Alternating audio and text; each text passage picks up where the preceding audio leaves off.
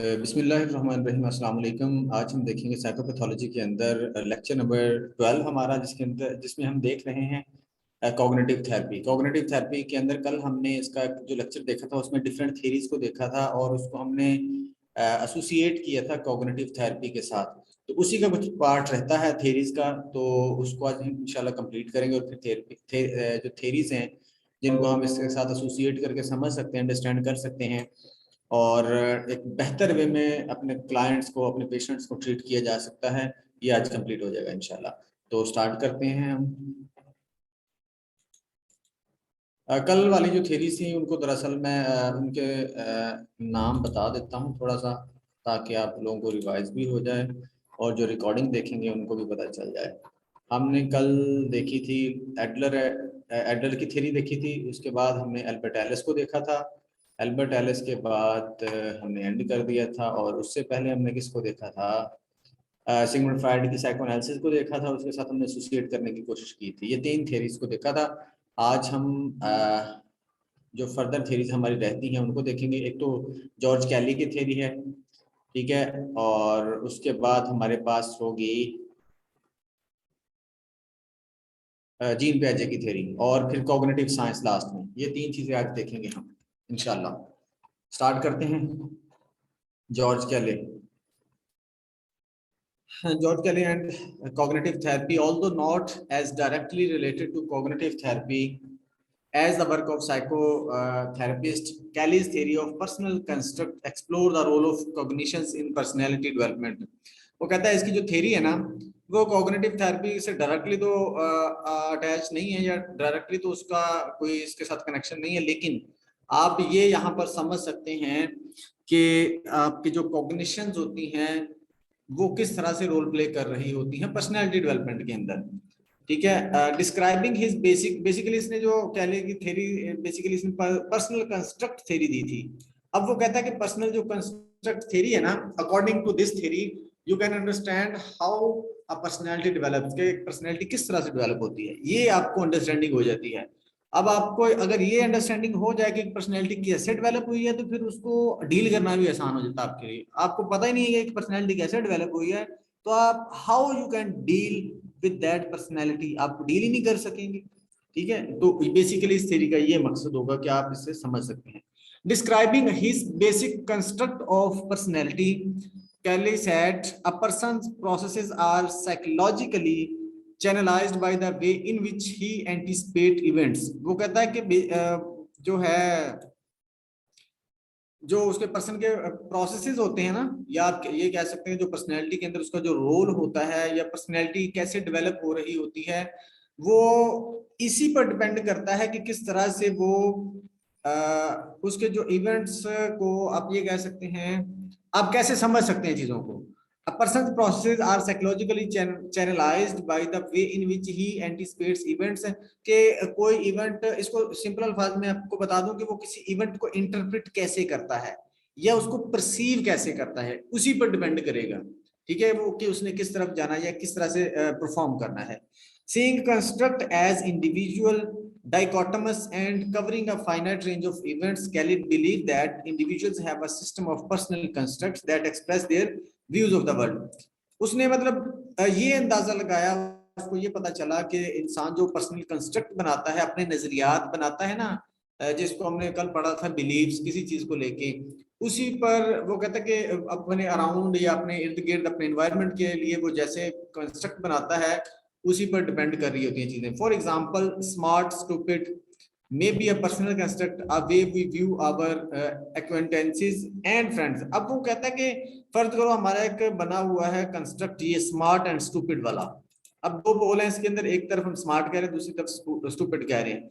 वो कहता है अब ये आपका पर्सनल कंस्ट्रक्ट हो सकता है, या आपका अपना नजरिया या बिलीफ हो सकता है कि आपने किसको स्मार्ट समझना है, किसको स्टूपिड समझना है। It depends upon your cognition, your perception, क्या आप किसको क्या समझ रहे हैं। Not all people would construe events in this way. वो कहता है सब लोग ऐसे नहीं सोचेंगे जैसे आप सोच रहे हो। And some may have other constructs such as strong weak, लेकिन कुछ लोग दूसरे हैं, उनका कंस्ट्रक्ट ये हो सकता है स्ट्रॉन्ग वीक वाला। जिसको आप स्मार्ट सुपर कह रहे हो वो स्ट्रॉन्ग वीक कह दे इसको।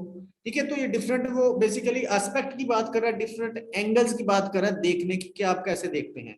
That explain the way they see others, कि किस तरह दूसरों को देखते हैं। There is a resemblance between Kelly's personal construct and Beck's schemas. वही वाली बात जो जिसको उसने बेक ने स्कीमा बोला था, कि हम एक खास तरह से चीजों को लेके अपने नजरियात बनाते हैं, डेवलप करते हैं, फिर उसी के अकॉर्डिंग डील कर रहे होते हैं उनके साथ, उसी के अकॉर्डिंग अपने आसपास को डील कर रहे होते हैं। तो कैली भी वही वाली बात कर रहे हैं।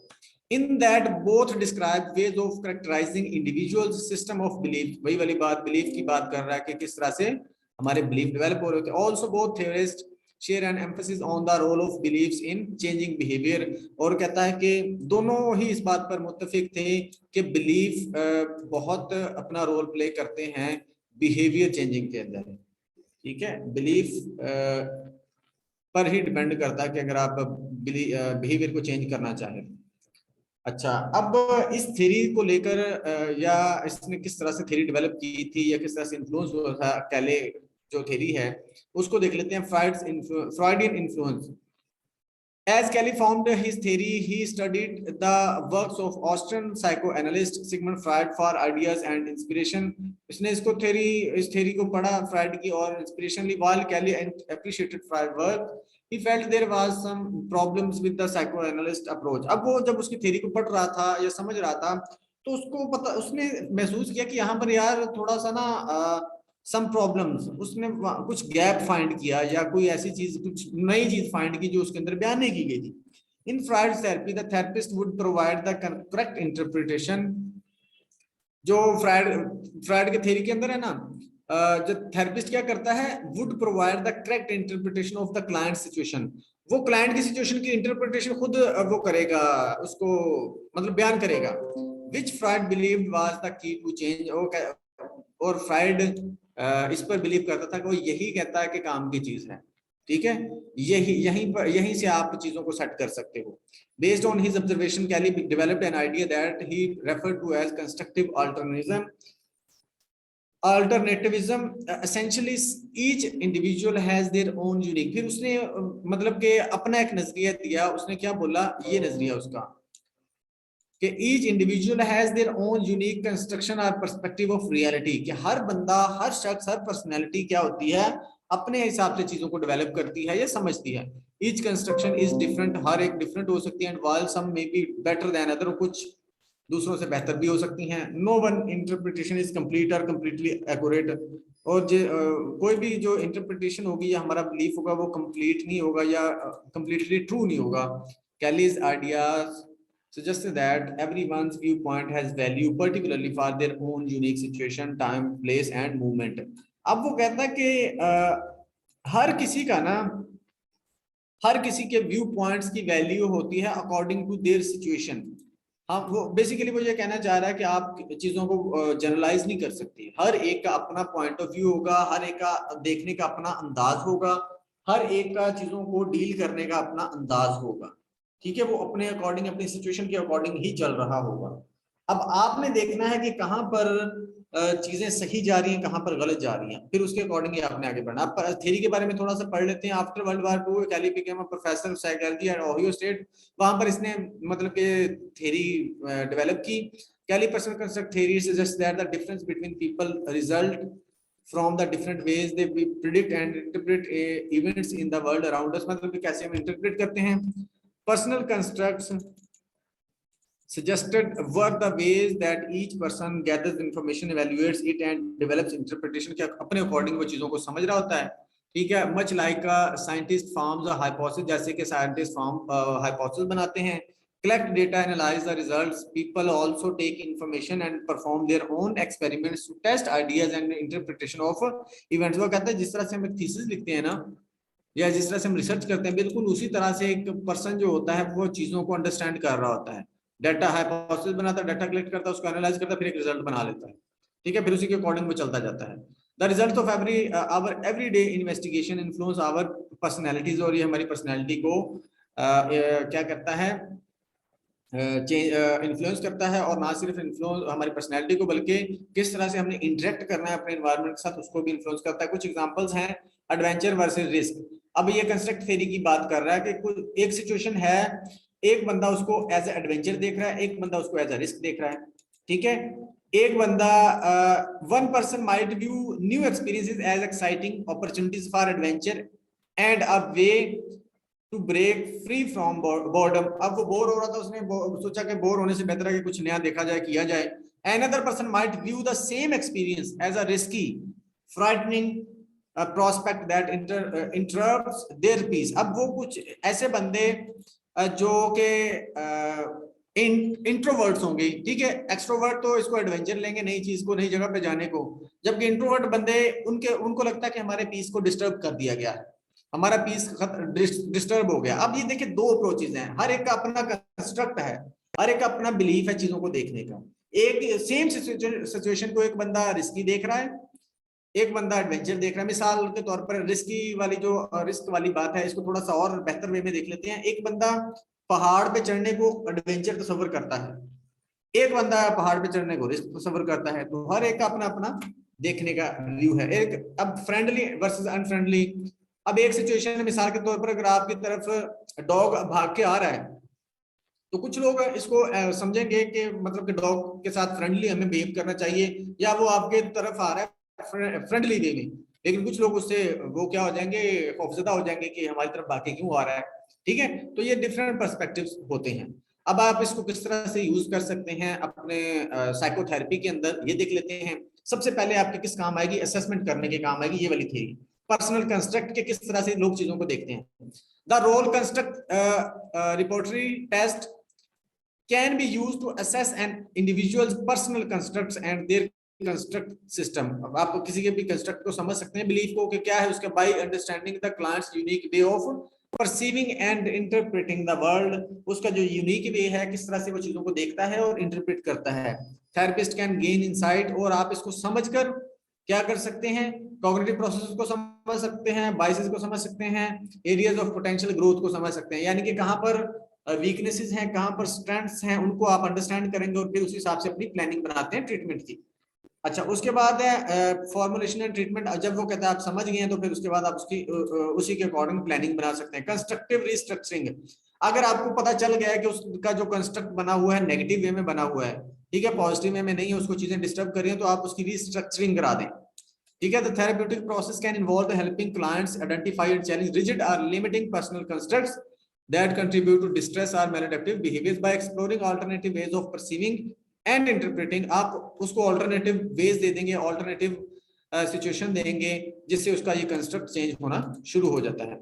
कॉग्निटिव रिस्ट्रक्चरिंग, इसी तरह से फिर आप उसकी कॉग्निशन को चेंज करते हैं, कॉग्निटिव प्रोसेसेस उसके चेंज करते हैं जब आप चीजों को अंडरस्टैंड कर लेते हो। Facilitating growth and adaptation by promoting cognitive complexity and construct revision, therapist can help clients expand their range of personal constructs। आप उसकी क्या कर सकते हैं, उसकी हेल्प कर सकते हैं ग्रो करने में, अडेप्ट करने में। जब आप उसके पर्सनल कंस्ट्रक्ट या उसके जो नजरियात है चीजों को देखने के, उस पर असरअंदाज हो जाते हैं, तो फिर आप उनको क्या करते हैं, किसी भी तरह से चेंज कर सकते हैं। Managing anxiety and threat theory recognize the role of anxiety and threat in personal construct system। Therapist can help clients identify situations or events that trigger anxiety and explore how their personal construct contribute to these emotional reactions। अगर एक बंदा panic attack या panic disorder का शिकार है, OCD का शिकार है, या ट्रॉमा का शिकार हो जाता है, उसके बाद एंजाइटी का शिकार है, तो वहां पर भी आप ये वाली थ्योरी को अप्लाई करके तो उसको डील करवाया जा सकता है उसको। अच्छा, enhancing self awareness and insight, ये ऊपर वाले पॉइंट से मिलता जुलता है कि आप उसको क्या करते हैं, उसकी सेल्फ अवेयरनेस करवाते हो, फिर इनसाइट करवाते हो, उसको बेसिकली उसको एजुकेट करते हो कि कैसे चीजों को लेके चलना है, कैसे डील करना है, कौन सी चीज सही है, कौन सी गलत है, ये उसको रियलाइज करवाते हो, अंडरस्टैंड करवाते हो, एजुकेशन के थ्रू एजुकेट करते हो बेसिकली उसको, ठीक है। ये हमारी थी कैले की थ्योरी। अब हम देख लेते हैं जीन पियाजे की थ्योरी को। जीन पियाजे की थ्योरी को देखते हैं इसके अकॉर्डिंग, फिर इसको देखेंगे हम कैसे अप्लाई कर सकते हैं या कैसे इससे फायदा उठा सकते हैं अपनी साइकोथेरेपी के अंदर। A very different approach to studying cognition was taken by Jean Piaget, who was interested in way individual learns। Basically इसमें देखा जाता है कैसे लर्न करता है individual. In his studies of children's intellectual skills पियाजे डिस्क्राइब्ड 4 मेजर, इसने 4 stages दी थी हमें पता है, sensory motor, pre operation, concrete operation and formal operation. अब ये जो सेंसरी मोटर स्टेज है occurs from birth to age 2 and describes the learning that takes place when infants learn by touching, seeing, hitting, screaming and so forth। अब वो बता रहा है कि बच्चे कैसे सीखते हैं, ये फर्स्ट स्टेज के बारे में बता रहा है। उसके बाद अब ये जो फर्स्ट स्टेज है ना, इसको हम आगे जाके देखते हैं कैसे इसको हम यूज कर सकते हैं। अच्छा, द प्री ऑपरेशनल से सेकंड स्टेज है 2 से 7 साल, include basic intellectual skills like acting. अब यहाँ पर ये स्टेज आती है। थर्ड स्टेज के अंदर जिसको करते हैं, इसमें क्या होता है 7 से 11 साल, children are able to tell fantasy from reality and do not have to see an object to imagine manipulating it. They can deal with the concept of adding 4 tigers to 3 tigers, but they cannot add 4Z to 7Z। अब वो वाली बात है कि यहाँ पर वो क्या रिवर्सिबल थिंकिंग नहीं कर पाता कंक्रीट ऑपरेशनल के में ना, वो जस्ट कंक्रीट ऑब्जेक्ट्स को ही डील कर सकेगा। वो आप कह सकते हैं इंटेलेक्चुअल जो उसके फंक्शंस होते हैं या माइंड के अंदर जो चीजें, या बेसिकली लॉजिकल नहीं होता, यहाँ पर जो चीज उसके सामने होगी उसको वो बेहतर वे में कर लेगा। This ability takes place in the fourth stage. अब ये वाली स्टेज को कहता है जो यहाँ पर चीज नहीं कर पाता वो फोर्थ स्टेज के अंदर होती है, जिसको फॉर्मल ऑपरेशन बोला जाता है। ये हमने थ्योरी बड़ी डिटेल में पढ़ी थी।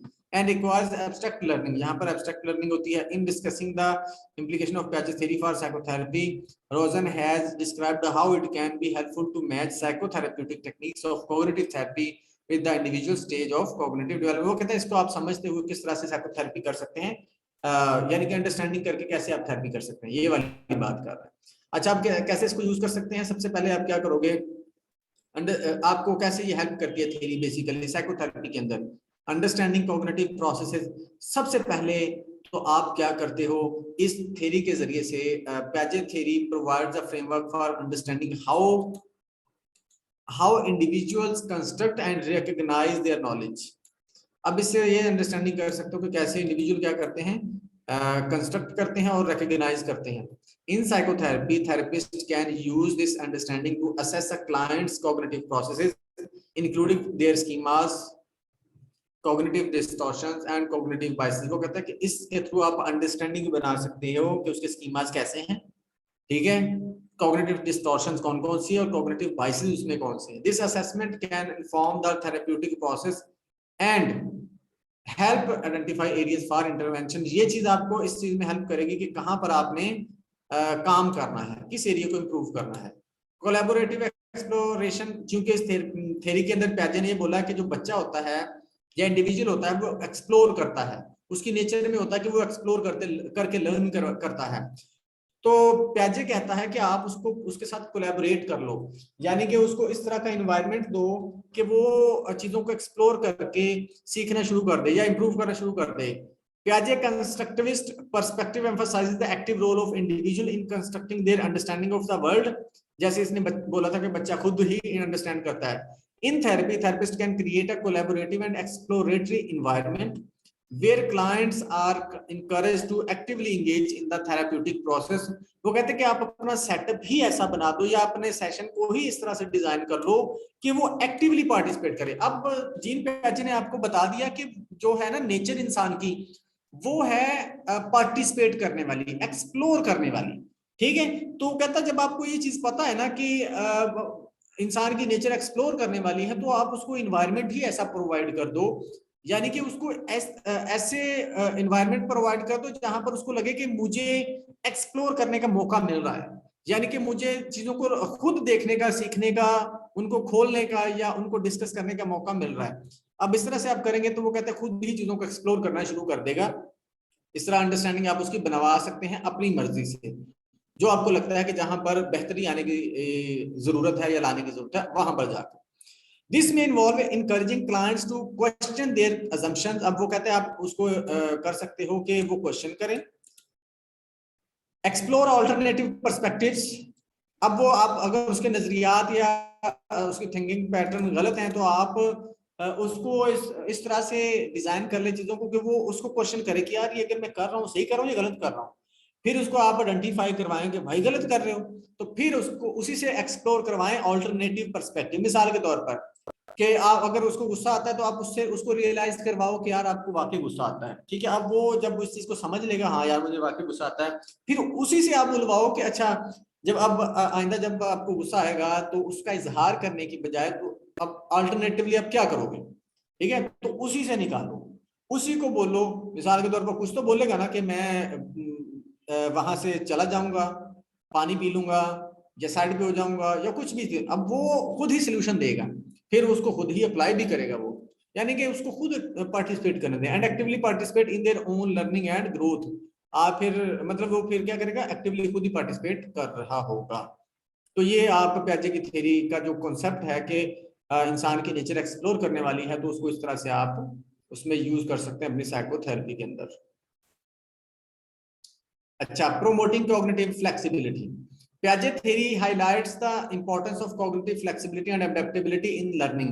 अब Piaget क्या कहता है कि लर्निंग और डेवलपमेंट हमारी क्या होती है, फ्लेक्सिबल होती है, यानी कि हम अडेप्ट करते चले जाते हैं सिचुएशन के अकॉर्डिंग, यानी कि फ्लेक्सिबिलिटी होती है, ठीक है। इन थेरेपी के अंदर कैसे करने चाहिए थेरेपिस्ट को, can help clients identify rigid और maladaptive schemas and assist them in developing more flexible and adaptive cognitive framework. वो कहता है थेरेपिस्ट सबसे पहले तो उसको ये देखना है कि कौन कौन सी उसके बिलीव्स या कौन कौन सी उसकी थिंकिंग जो है वो रिजिड और मेल एडेप्टिव है, या उसका स्कीमास कौन कौन से ऐसे हैं जो गलत बने हुए हैं, जो उसको प्रॉब्लम कर रहे हैं, उसको पहले आइडेंटिफाई कराओ।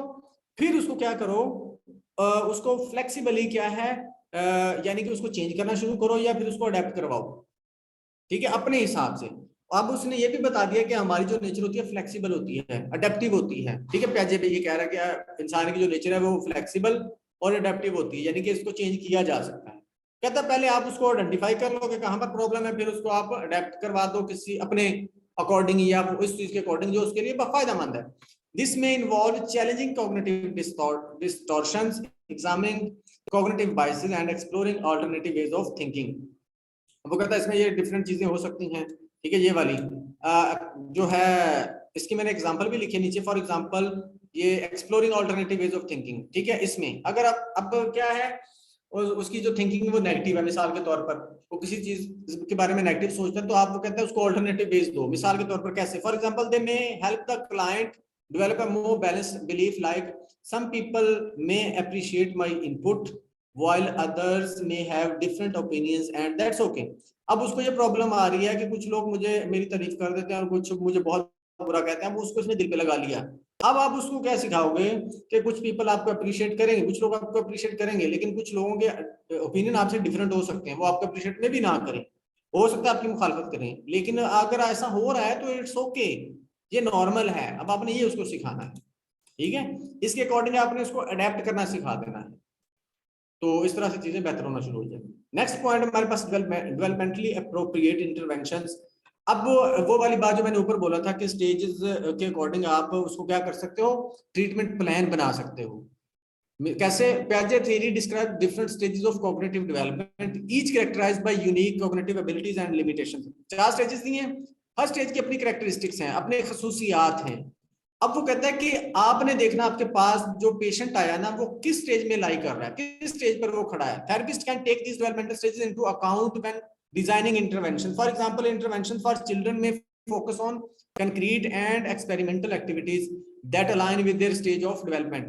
वो कहता है कि जिस स्टेज का पेशेंट आपके पास आया है आपने उसी के हिसाब से उसको लेना है। मिसाल के तौर पर एक बच्चा आपके पास आ गया है 5 साल का आ गया है।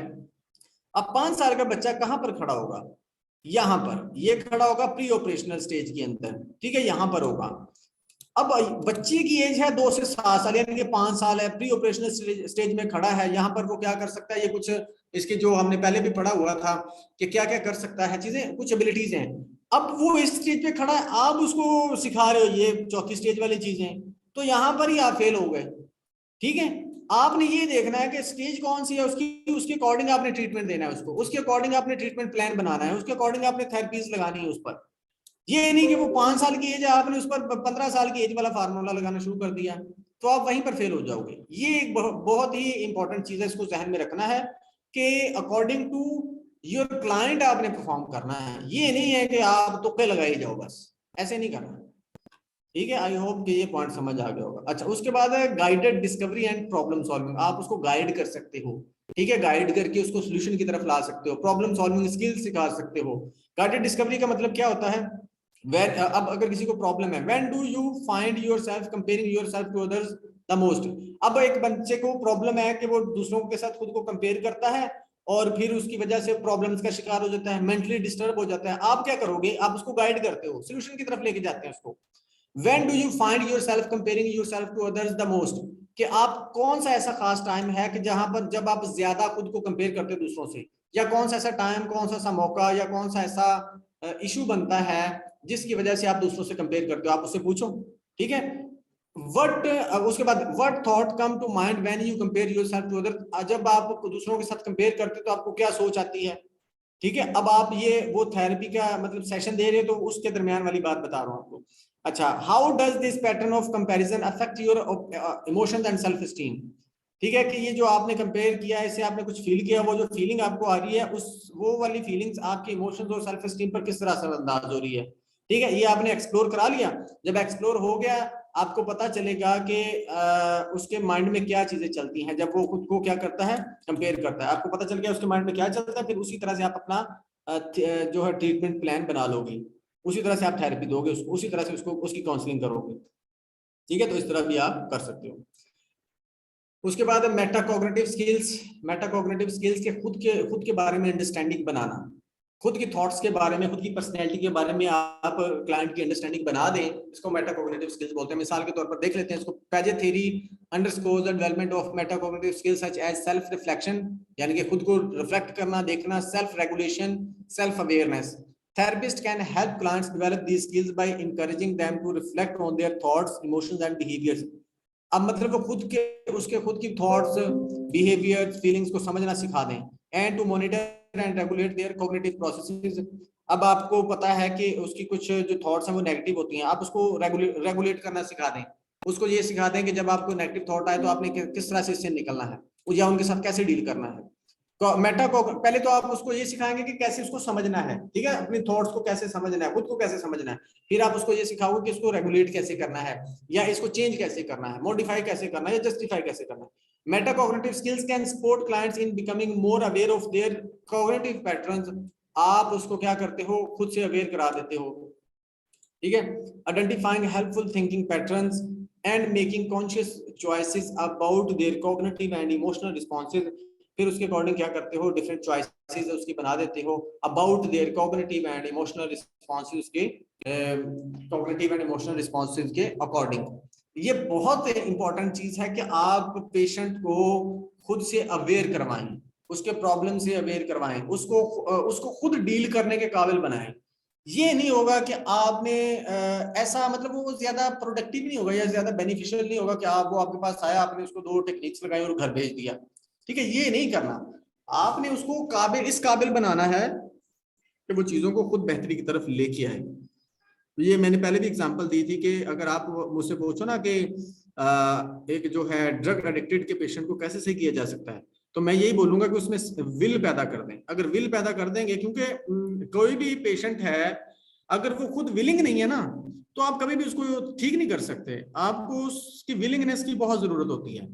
तो ये किसी एक डिसऑर्डर में नहीं, हर डिसऑर्डर में आपको इसकी जरूरत पड़ती है। तो उसमें विलिंगनेस पैदा कर दें, खुद से अवेयर करवा दें, उसको एजुकेट कर दें, उसको सिखा दें। मिसाल के तौर पर अगर आप उसको रिलैक्सेशन टेक्निक सिखा दें, रिलैक्सेशन जो एक्सरसाइज है वो पूरी सिखा दें, कि जब भी उसको एंजाइटी होने लगे, उसको पैनिक होने लगे, भी कोई इस तरह की स्विच तो आपने रिलैक्सेशन एक्सरसाइज आपने खुद उसको सिखा दिया, तो जैसे जब भी उसको प्रॉब्लम हुई या कोई भी और प्रॉब्लम, रिलैक्सेशन एक्सरसाइज वो ठीक हो गया। क्या होता था, पहले उसके पास कोई तरीका नहीं था, उसको पता नहीं था अपनी सिचुएशन से डील कैसे इस पर काबू पाना है। पहले ऐसा एंजाइटी हुई वो हो जाता था, पैनिक हो जाता, उसका सारी जो रूटीन है, मिसाल सारे पेपर की ऐसी हुई, जब तो फिर वो उसको और नेगेटिविटी उसके माइंड में आ गई, नेगेटिविटी आई तो उसकी मुतासर होती चली।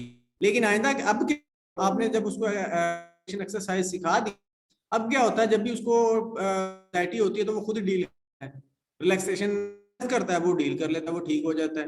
ठीक है, मतलब उसको जब तक खुद पेशेंट को इन्वॉल्व ना, तो आपकी इलाज में, आपके ट्रीटमेंट में इफेक्टिवनेस नहीं।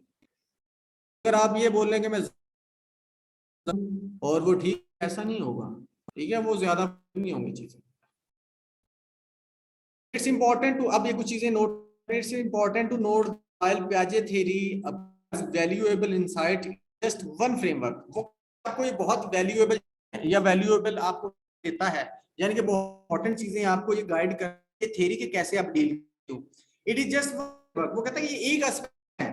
ठीक है, ये साइकोलॉजी के अंदर एक एस्पेक्ट है, थेरेपी के अंदर एक एस्पेक्ट है, एक थ्योरी है। इसके शुमार थ्योरीज पढ़ी हैं, लाजमी नहीं आपने हर पेशेंट के अकॉर्डिंग लेना है।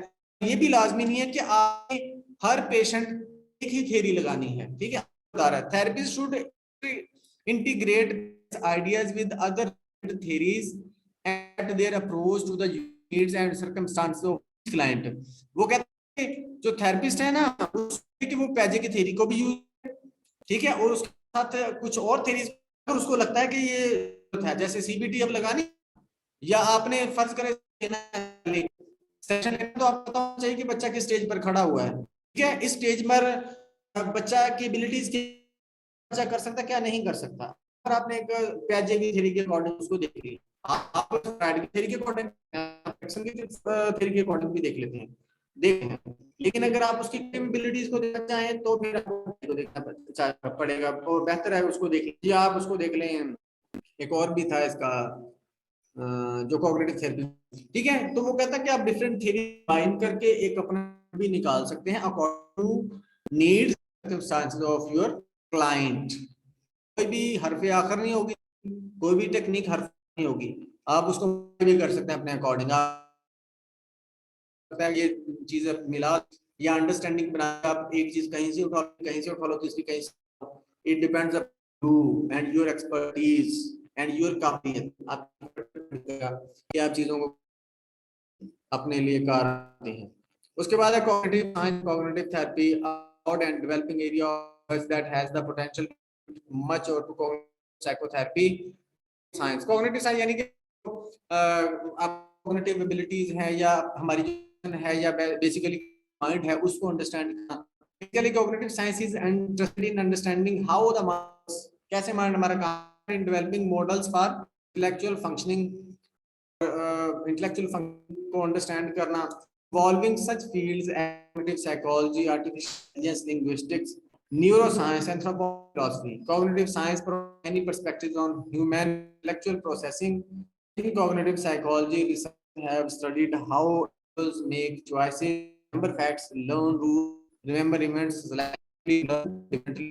Basically, आपको उसकी ability के आता है कि कैसे इंसान सीखते हैं, समझते हैं, सोचते हैं और चीजों को परफॉर्म हैं। ठीक है, ये कॉग्निटिव साइंस के अंदर आप ये वो सीखते हो। तो ये थोड़ा सा कहता है कि अगर आप बेहतर साइकोथेरेपी देते हो तो आपको साइंस को भी पढ़ चाहिए, उसको भी समझ चाहिए। यहाँ तक कोई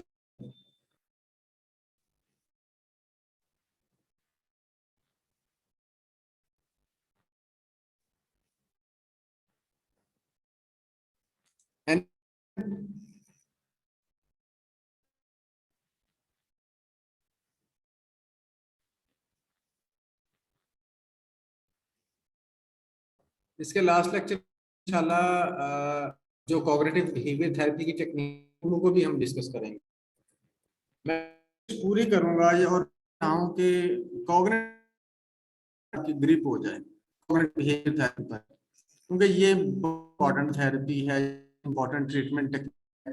अगर आपने काउंसलिंग करनी है वहां पर भी आपको उसकी कॉग्निटिव करनी पड़ती है, यानी उसकी जो मेंटल प्रोसेसेस हैं या कॉग्निटिव उनको चेंज करने की जरूरत पड़ती है। अगर आप किसी की किसी के डिस्कस कर रहे हैं तो भी जरूरत, अगर आप किसी को घर जाने की कोशिश कर रहे हैं तो आपको इसकी कॉग्निशन को चेंज पड़ता है, इसके थिंकिंग पैटर्न करना पड़ता है। किसी के किसी करानी है तो भी आपको थेरेपी लगानी पड़ेगी, यानी कि उसके माइंड करना पड़ेगा, इसको समझा रहे हैं करना पड़ेगा। तो ये लाजमी नहीं कि आप इसको सिर्फ डिसऑर्डर के साथ ही यूज, आप इसको कर लें, फिर आपका किसी को कैसे करना है तो आप थेरेपी को यूज करेंगे, थेरेपी उनको यूज करेंगे कि कैसे हम मैनिपुलेट कर सकते हैं चीजों को, ठीक है। अगले बंदे को अगर इम्प्रेस है तो कैसे करना है, अपनी बात मनवानी है, ठीक। एक दफा ग्रिप हो जाए आप उसको जिधर मर्जी चेप आपके लिए होती है। इसको क्लिनिकल के पॉइंट ना समझें, इसको आप समझें कि आप कैसे अप्लाई करेंगे अपने फायदे के लिए। क्लाइंट्स के लिए तो आप करेंगे, अपने फायदे के लिए बड़ी आपके पास एक वो इस पर ग्रिप होनी चाहिए। आपने कुछ लोगों के दरमियान के बात भी करनी है तो करनी है, कैसे उनको इम्प्रेस कर सकते या कन्विंस कर सकते हो। जब आप मान लिए तो फिर पीछे कुछ बचता ही नहीं। फिर कोई क्वेश्चन है तो पूछें जल्दी।